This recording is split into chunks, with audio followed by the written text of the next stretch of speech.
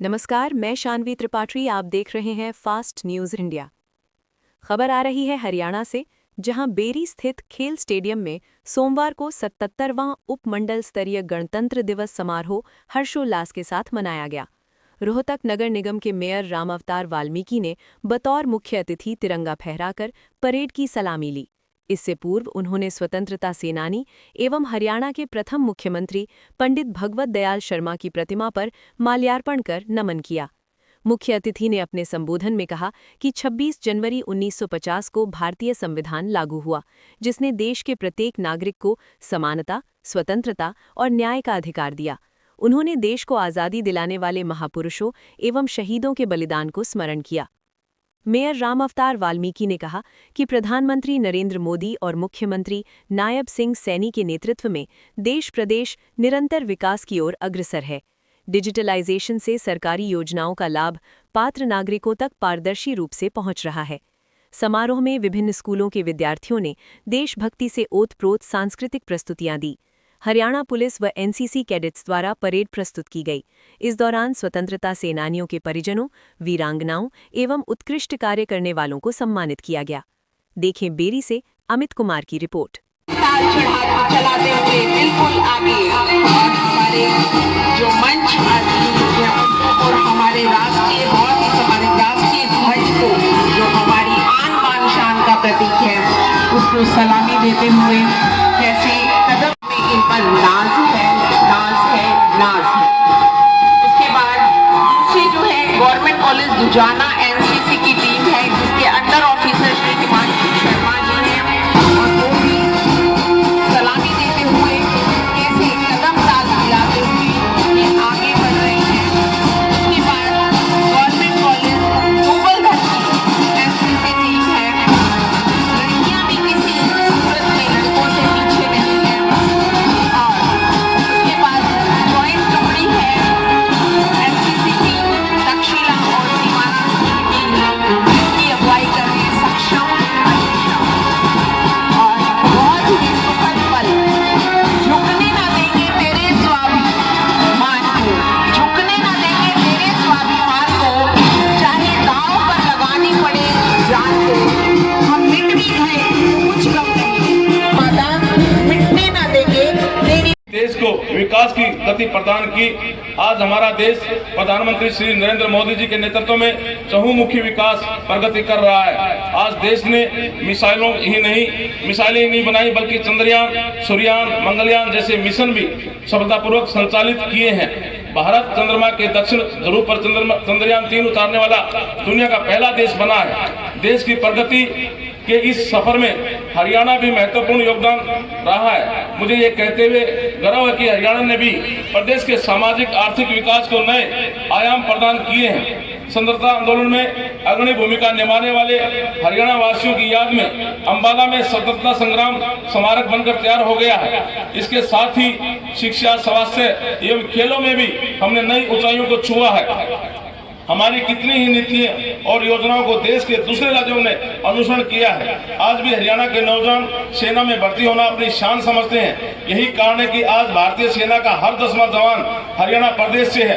हम अपने शहीदों के बलिदानों का कर्ज तो नहीं चुका सकते, लेकिन उनके परिजनों की देखभाल करके उनके प्रति सम्मान अवश्य जता सकते हैं। मैं देश की सीमाओं की सुरक्षा करने वाले वीर सैनिकों के प्रति कृतज्ञता व्यक्त करता हूं। इस दिशा में हमने सैनिक व अर्धसैनिक कल्याण विभाग का गठन किया। युद्ध के दौरान शहीद हुए हरियाणा के सैनिकों और अर्धसैनिक बलों के जवानों तथा अग्निवीरों की अनुग्रह राशि 1 करोड़ रुपए कर दी गई है। अग्निवीरों के लिए सीधी भर्ती 10% आरक्षण का प्रावधान किया गया। इसके अलावा 1984 के दंगा पीड़ितों के आश्रितों को सरकारी नौकरियां देने की प्रक्रिया शुरू की गई है।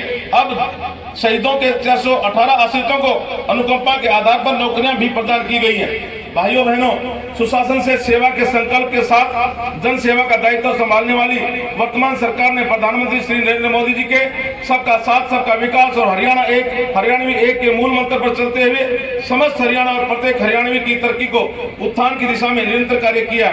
मुख्यमंत्री श्री नायब सिंह सैनी के नेतृत्व में हरियाणा सद्भाव, सौहार्द, सम्मान, विकास, समरसता के साथ साथ उन बदलावों को भी साक्षी रहा है जिनसे हर आदमी का जीवन सरल, सुगम और सुरक्षित हुआ है। हमने जन सेवा और जनता के बीच दीवार बन चुकी व्यवस्था को न केवल बदलने का काम किया है, बल्कि ऐसी व्यवस्था देने का प्रयास किया है जिसमें जन जन को योजनाओं और सेवाओं का लाभ सरल तरीके से प्राप्त हो सके। देश की आजादी से लेकर लंबे समय तक गरीब कल्याण की बातें तो की जाती रही, लेकिन उनका लाभ मात्र व्यक्ति तक नहीं पहुंच पाया।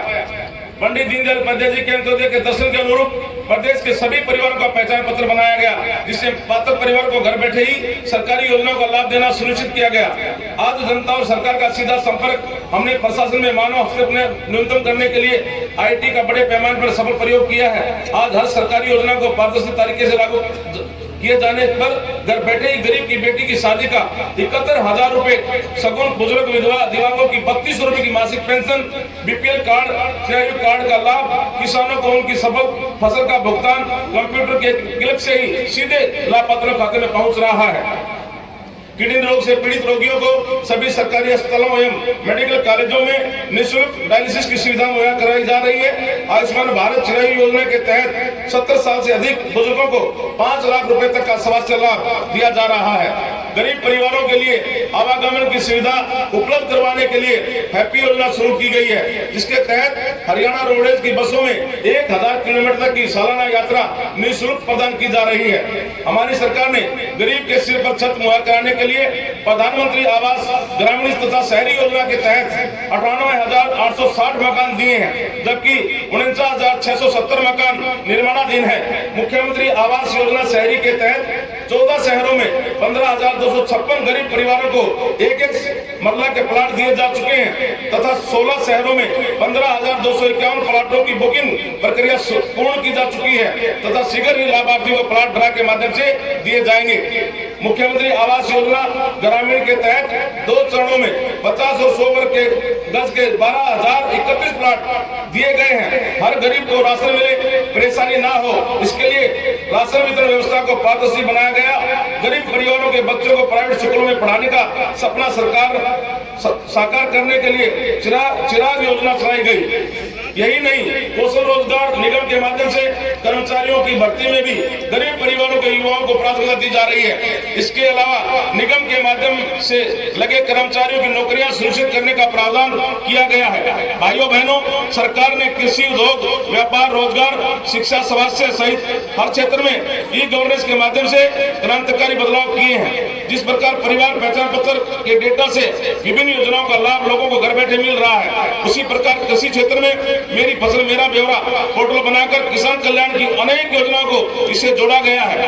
एमएसपी पर सभी 24 फसलों की खरीद बिक्री की राशि सीधे 48 घंटे में किसानों के खाते में भेजी जा रही है। किसानों को 415 रुपए क्विंटल तक के गन्ने का भाव दिया जा रहा है। मुख्यमंत्री किसान खेतीहार मजदूर जीवन सुरक्षा योजना के तहत 5 लाख रुपए तक की राशि प्रदान की जा रही है।